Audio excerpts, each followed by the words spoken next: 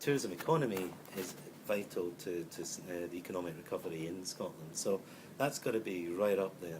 How we're going to do that, though, is not just looking at economic sustainability and the 250,000 jobs that are dependent on tourism in Scotland, but also we need to look at protecting the social and cultural elements that make Scotland such a special destination, and actually differentiate Scotland from other destinations around the world. And some of that activity has already started in terms of the Gaelic language plan that's being implemented. But then also we've got to look at the environmental sustainability. 90% of visitors will say that the prime reason for coming to Scotland is because of the landscape. So it's up to us to make sure that the natural product that brings people and attracts people to the country is left for generations to come. How we do that? Well, we can't do that on our own. We're an organisation certainly responsible for marketing Scotland, but the whole of tourism industry is made up of many, many players, many, many sectoral interests, and we have to work together.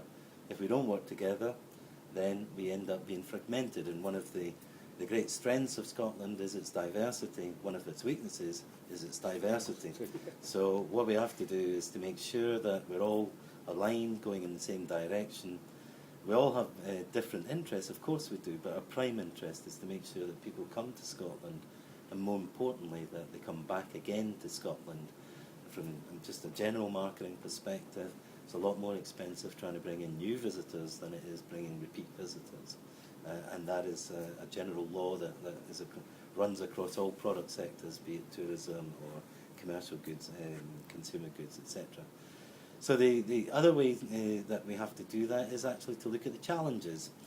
And out of challenges there are always opportunities, and those certainly are out there. They can be in different sectors, it could be the way that we do things, it could be just in the fact that people are looking to stay closer to home. The staycation effect in the UK has been pretty marked.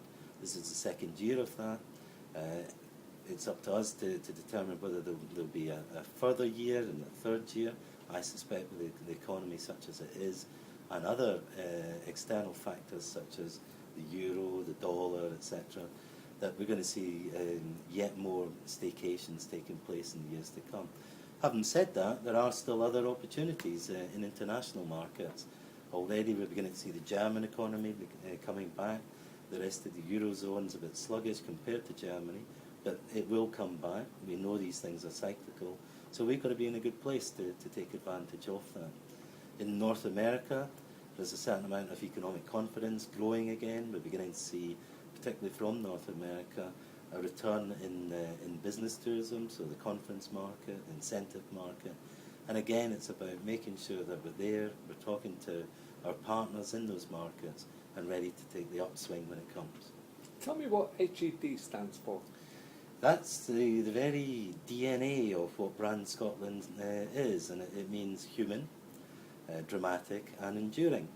And the three elements, if you take them individually, are probably no different from any other country around the world. It's the mix of the three. So the human aspect, people in research talk about coming to Scotland. They like the warm welcome that they get, the fact that Scotland has preserved its cultures and its traditions, and it's nurtured them over the years, and it plays a very, very important role in differentiating the country. The dramatic element, it's not just about the landscape, although that comes into it. It could be the weather as well, which, as you know, we pride ourselves on being able to deliver 4 seasons in any one day. And that whole combination makes Scotland a very compelling proposition.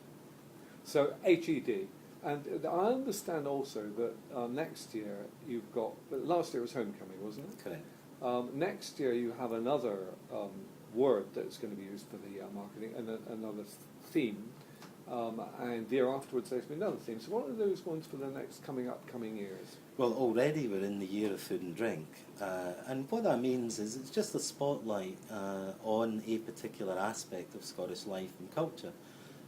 We still address every other area and every other opportunity that exists, but we just want to bring to the fore the food and drink aspect. Next year we'll be looking at adventure tourism. It's called the Year of Active. And in fact, actually, we just had the AWTA conference up at Aviemore, which was a wonderful launch for that particular year. 600 delegates. I'm told from feedback that they all had a wonderful time. Many of them had actually never really considered Scotland as an adventure tourism destination, but now they do, and it's on the map. The year after that will be celebrating Scotland's creative industries. And if you think again back over time, Scotland has a great tradition and heritage in that particular year. And then that will run us up into the year of homecoming with the Commonwealth Games, the Ryder Cup, the Edinburgh Festivals. It's going to be a wonderful time.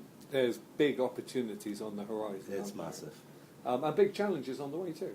There are always challenges, but as you said, there are great opportunities, and it is actually making sure that we're in good shape to deal with the challenges, but that we're also spotting the opportunities. And I noticed at the very beginning you were talking about sustainability, economic sustainability and environmental sustainability, and we're just talking about cultural sustainability, so you're hitting all three elements basically. You have to get the proper balance for sustainable development. I think you need to address all three.